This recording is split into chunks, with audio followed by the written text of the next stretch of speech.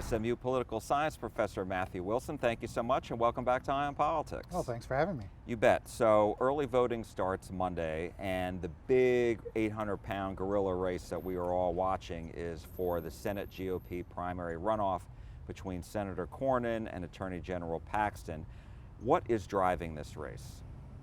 I think the biggest thing driving it is a battle for the soul of the Texas Republican Party. In a sense, it is a conflict between more traditional expressions of Texas conservative republicanism versus a very combative, insurgent approach to conservative politics. The differences on the issues are minimal, but the differences in terms of style and presentation are dramatic. And so I think which of those Texas Republicans prefer and which group of Texas Republicans actually bestirs themselves to show up and vote is going to determine the outcome of this race. So when you look at the polls, the average of the independent polls from March 17th through May 1st, I went back and checked, shows Paxton leading by 3.25 percentage points. And I'm wondering, do you think that's right? That would be my best guess right now, that Paxton is a small favorite. But modeling turnout and predicting turnout in a primary runoff is really difficult. If you recall, Paxton led by a few points in the polling leading up to the first round. Right. And Cornyn actually just eked it out in terms of a first place finish back in March. I think that gives Cornyn some hope that he may be slightly under polling and could repeat what happened in March. I think the difficulty is that Paxton's supporters are more likely to be the ideological diehards, the party activists, and those people are the ones who are most likely to turn out in the primary runoff. So the real challenge for Cornyn is going to be mobilizing more moderate traditional Republicans to actually show up on May 26th and get him over the top. And to your point, going into March 3rd, like you said, the polls favored Paxton, and Cornyn ekes out a victory. And so who's to say that wouldn't happen again? Oh, it could happen again. I mean, a 3-point lead in the polls, it's not nothing. I'd rather be leading by 3 points than trailing by 3 points, but that's kind of right at the cusp of the margin of error of a lot of these surveys. So certainly I think Paxton goes in as the favorite, but he's not the prohibitive favorite. And if I'm the Paxton campaign, I'm absolutely not taking anything for granted. Cornyn is outspending Paxton on the airwaves just as we saw before. And we're looking at the ads. When you look at what Cornyn is doing, it's all, it's a lot of personal about his, Paxton's personal problems, his ethical issues, marital issues, etc. And Paxton's hitting him on, what has Cornyn done for you? And I'm wondering, how do you think that's going to translate to getting their supporters to the polls? Well, we know that negative politics sells.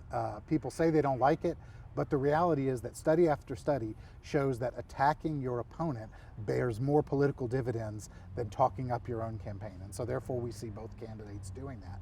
I mean, the crux of the Cornyn attack on Paxton is that he is corrupt and he is morally suspect. And we know that argument is out there. We know about Paxton's marital troubles. We know about his ethical troubles. And so that's going to be a central part of the campaign. Paxton's argument about Cornyn is that he's been around forever. He's running an ad featuring cultural icons from 1984, which was the year that John Cornyn first went into politics, to drive the point home that Cornyn is a lifelong fixture of the political scene, and if you want some sort of change, he's not the way to go. So those are the competing narratives at this point. I think at this point, look, people know who John Cornyn is. They know who Ken Paxton is. It's hard to move the needle much at this juncture. So much of the arguments for and against these candidacies has already been made and is baked in. And so I really do think at this point it's a mobilization and turnout battle. This is going to be the last stand between two Texas titans. Is that fair to say? Sure. I mean, these are people who have years and years of service in statewide elected politics. They've both won multiple statewide elections. It is certainly going to be Cornyn's last rodeo. That is, if he's elected to a 6-year term, it's almost impossible to imagine him running again 6 years from now. If Paxton wins, I mean, he's likely to be around still for a while. So he would likely remain on the political scene. But if Paxton loses, then I think he's almost certainly done, and that would be his last hurrah as well. Yeah, I mean, like, if Cornyn loses, I guess I should have phrased the question differently, because this could be Cornyn's last stand, because if he loses the primary runoff, he's done, right? I mean, he finishes term. I think win or lose, this is Cornyn's last electoral cycle. Right. And then for Paxton, if he loses, this could be his, last stand, right? I think if Paxton loses, it's probably his last electoral cycle. The only scenario in which we'll see an ongoing presence of these candidates is if Paxton wins, because you could certainly imagine him seeking re-election 6 years from now if he emerges victorious. Yes, and of course, we also saw in the last week or so, last couple weeks, general election polls that show Democrat James Tallarico ahead of Cornyn and Paxton. The UT Texas Politics Project poll showed Tallarico ahead of Cornyn by 7 percentage points, ahead of Paxton by 8 percentage points. Do you buy that? That sounds like a bit much to me. That is a bit of an outlier compared to other polling that we've seen. But even from other outlets, we've seen the race essentially a dead heat, or if not Tallarico up 1, 2, 3 points. So I think that is probably where the race stands right now. I think that it is going to be a 50-50 contest. I think Republicans feel like in the end, John Cornyn has a better chance to prevail against Tallarico than Paxton does. That's certainly what Republicans in Washington believe. They think that Paxton gives them more difficulty in terms of holding this seat. They think that Cornyn would be a safer bet for re-election. I do think that whoever emerges, whether it's Paxton or Cornyn, has a lot of ammunition that they can train on James Tallarico. Tallarico hasn't been deeply scrutinized yet. That will be coming. I think that will bring him back down to earth a bit. But this is no doubt about it, Democrats' best chance to win a statewide office in decades. And I think the polling does reflect that. Is this a now or never moment for Texas Democrats? I think it is. This is the perfect storm for them. The stars have aligned. You have a relatively unpopular incumbent Republican president in a midterm where we know that the president's party always does badly, where they have the potential of facing a very damaged Republican nominee. Certainly if it's Paxton, but even if it's Cornyn, someone who's had to take a lot of friendly fire in this primary runoff. And so you put all of that together, and it does seem like if it can't happen now in terms of a blue breakthrough, it's not happening anytime in the near future. On electability, does it seem like that is something Republicans are really concerned about in November?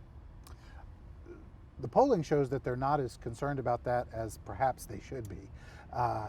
Either A, because they can't even imagine the prospect of a Democrat actually winning a statewide race in Texas. So some Republicans just think, well, look, whoever we nominate is going to win, because that's what's happened for the last 30 years. But also national polling shows that Republican voters tend to prioritize ideological purity over electability, whereas Democratic voters are more concerned about electability and will compromise some ideological purity. So that's a difference, at least as of now, in what the polling shows between the two parties' bases. Former President Obama campaigned in Austin with Tallarico and the Democratic candidate for governor, Gina Hinojosa. What do you think that shows? I think it shows that Democratic big guns take Texas seriously as an opportunity to make some pickups.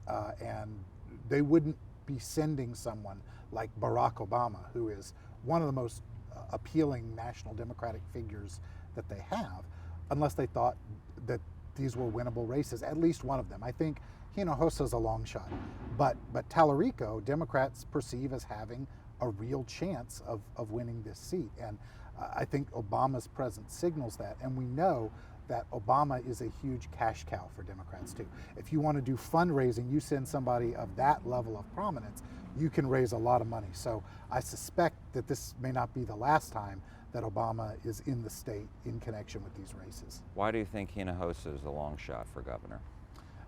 Because I think Governor Abbott is in a pretty strong position. Governor Abbott has an enormous war chest. He is reasonably popular, not tainted by obvious scandal or electoral baggage. He's got an impeccable track record of statewide success in the past. So it would be a really heavy lift to unseat him. The only way that Hinojosa unseats Abbott is if there truly is a blue tsunami. If that's happening, then that will be part of a wave all over the country where Republicans face apocalyptic losses. Do you think that if Paxton is the nominee, as Cornyn says, that he will be a drag on the Republican ticket down ballot, and that I guess raise that scenario that you're talking about? It makes it somewhat more likely. I mean, I'm not saying that Paxton can't win, but Paxton will present the statewide ticket with more problems and headaches than a Cornyn candidacy would. And that's why I think these other Republicans, certainly Republicans on Capitol Hill, probably Greg Abbott in his heart of hearts, although I can't speak for him, is saying, look, if Cornyn could be our nominee, this is just a much smoother path in the fall than if we have to contend with this highly controversial figure headlining our ticket. Texas Democrats announced that Bernie Sanders is going to be one of their keynote speakers at their state party's convention late next month. What do you make of that, and is that a mistake for them? He certainly fires up the base. Bernie Sanders is beloved by the progressive activist core of the Democratic Party. It does, though, play into the narrative that I'm sure we're going to hear from Republicans in this campaign cycle, which will say, these Texas Democrats are not moderates, they're not pragmatic, they're loony Austin liberals. And foregrounding people like Bernie Sanders makes it easier to make that case. That's going to have to be the line of attack against James Tallarico, is that he is part of that Austin progressive, out of touch mentality. And when you invite people to be prominently featured at your party's events who are self-described socialists, it does make it easier for the opposing party to make that case. Let's talk about some of these other races, the Texas Attorney General's race on both sides. First, let's start with the Republicans. Lots of TV ads between Congressman Chip Roy and State Senator Mays Middleton, MAGA Mays Middleton, as he likes to call himself in the advertisements. What do you see this race ending up? I mean, Mays Middleton came ahead of Roy. Is this really his to lose? I think it is. He had a substantial lead in the first round. He has a well-funded campaign. He certainly has positioned himself as a lockstep ally of President Trump, who remains very popular among the Republican base, whereas Chip Roy has a little more checkered history with President Trump, opposing some of the things that Republicans on Capitol Hill have tried to do. So I do think that definitely Mays Middleton goes into this runoff with the advantage, especially because typically in a primary runoff like this, you would expect the MAGA diehards to be overrepresented. So I think that definitely does make it his race to lose. And on the Democratic side, between State Senator Nathan Johnson of Dallas and former Galveston Mayor Joe Jaworski, Nathan Johnson came within 2 percentage points of winning outright. Do you see any reason that he would lose this time? I think that would be shocking because there have been no major developments in the race.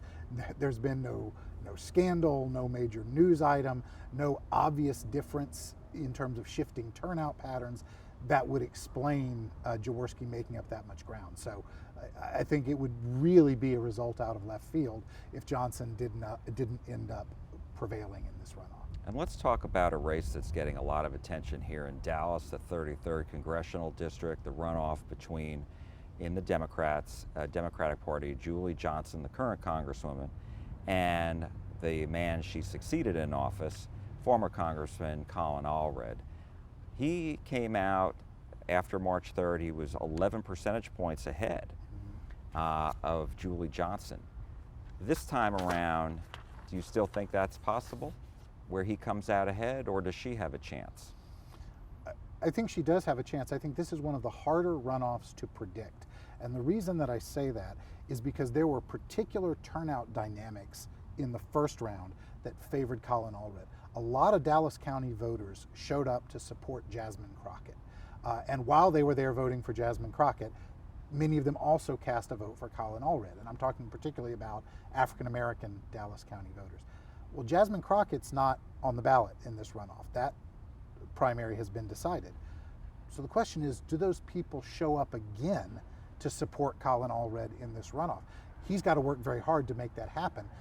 It's no accident that he's now doing campaign events with Jasmine Crockett to try to mobilize that Crockett supporting base, because that was the key to his success back in March, and he's got to get those folks to turn out again. The racial dynamics in this race are fascinating because you've got a split in the black political establishment. Most of the Dallas County black leaders have actually endorsed Allred's white opponent, Julie Johnson. But there's a big and significant exception to that, which is, of course, Jasmine Crockett herself, who is now doing events for Colin Allred. And all this against the backdrop of a district that is actually majority Hispanic. Mm-hmm. So with no Hispanic candidate on the ballot, you've got a white female and African American male running for this. So the racial and ethnic dynamics in this race are really fascinating, and I think that's one of the things that makes the ultimate outcome really hard to predict. So it's mobilization. It is mobilization, especially for Allred. I think he's got the highest potential variability in how many of his supporters he reactivates to get to the polls at the end of May. And what do you make, and we did a story just about after we interviewed them both, and he goes after her record where she had some stock sales. She has since divested everything, but he raised the fact that she had Palantir stock, which is involved with ICE, and she went after his record and his past votes when he was in Congress during the Biden administration and on illegal immigration votes. And so she went after him for that. What do you make of that, where illegal immigration is a focal point in both of their campaigns and both of their criticisms of the other? Well, I think the context has shifted a lot in a couple of important ways. When Allred was seeking the Senate seat in 2024, he was positioning himself to appeal to the broad Texas electorate. He needed to bring over some moderate Republicans and independents to his cause. And remember that 2024 was witnessing a border crisis, right? Huge illegal migrant flows at the border that Americans of all political stripes thought was out of control. And in that context, I think it was politically advantageous for Allred to send some signals that he was willing to take border enforcement seriously, to get tough on illegal migration. Flash forward to 2026, the context is totally different. Now, they're competing for the votes of Democratic primary runoff voters. That's going to be a set of people well to the left of the Texas median voter. So among Democratic primary runoff voters, you can make a lot of hay by bashing ICE and by saying, I wouldn't fund ICE, I'd abolish ICE. That's where the center of gravity of that Democratic primary electorate is. And also, love Trump or hate Trump, since he became president, that border crisis issue has essentially gone away. That's not top of mind for people anymore. Right. Those migrant flows don't exist anymore. Right. So now the issue has shifted to people, especially Democrats, perceptions about overzealous ICE enforcement. So the whole nature of the conversation around immigration has shifted a lot from where it was in 2024. Let's talk briefly about the lieutenant governor's race for the Democrats. They're in a primary runoff between State Representative Vicki Goodwin, who had 48% as well. She almost won outright. And her opponent, Marcos Velez, a union leader down from the Houston area. How do you see that race shaking out? I think Goodwin is the heavy favorite just because she came so close to winning it the first time. And again, nothing in what we would expect to be the turnout dynamics would favor Velez because the kinds of people that Goodwin appeals to, the sort of white, progressive, Austinite type voter, those are the most reliable folks to turn out in a primary runoff. And so if anything, I think turnout dynamics will advantage her more in this second round than they did in the first round. So she is certainly beloved of the progressive establishment in the state of Texas. I think that's going to largely be who shows up in a Democratic primary runoff. So I think she's the heavy favorite. Two other issues really quick, one that came up this week, and that is suspending the gas tax on the federal side and on the state side. There's been a lot of back and forth on that as an issue. What do you make of that? I think it would be very hard for anybody to oppose, a Democrat or Republican. If there's a serious push to do that, nobody's going to want to be the one who says, no, I really think you need to pay that 18 cents. Now, Democrats will say, well, this shouldn't be necessary. This is only necessary because of Trump's reckless foreign policy, and that's all well and good. But when it comes down to actually trying to stop a rollback of the gas tax, I don't think Democrats will want to do that. So I suspect if these come forward as serious proposals, they'll get bipartisan support. And my last question is, abortion as an issue is back at the U.S. Supreme Court, specifically on mifepristone, the abortion drug. And the court's going to decide, whether to uphold the circuit court, the Fifth Circuit Court from New Orleans, which said the Biden administration's 2023 rule allowing the use of mifepristone, sending it through the mail after a patient has had a telehealth visit. The Fifth Circuit said that's wrong, and we go back to the original law, which was you got to see a doctor in order to get that drug. Or the court could say, the Biden rule is fine, no problem. What do you make of that, and what could be the impact of that in the midterms in November? Well, the third option is that the court could basically punt and say, we want to decide this after hearing full arguments and kick it into the next session. In the meantime, leaving essentially the status quo in place. I think that is a very real option as well. If the court rules in accordance with the Fifth Circuit and actually does clamp down on the availability of mail-order abortion pills, then we'll probably see abortion figure once again in some Democratic advertising around the country. Although Democrats feel a little bit burned on that is they went all in on abortion in earlier electoral cycles. In fact, Colin Allred was criticized for being all abortion all the time in terms of his political messaging in the last cycle. So I think Democrats will be wary about putting too many eggs in that basket, no matter what the Supreme Court does. But if they do, in fact, restrict the abortion pill availability, then we'll at least see some Democratic advertising trying to capitalize on that. All right, we've covered a lot of topics, Professor. You get an A. Thank you so much. All right, thanks. And we will see you on election night for our coverage as well. That's right. So thank you so much. Looking forward to that. All right, thank you. SMU political science professor Matthew Wilson, we appreciate it.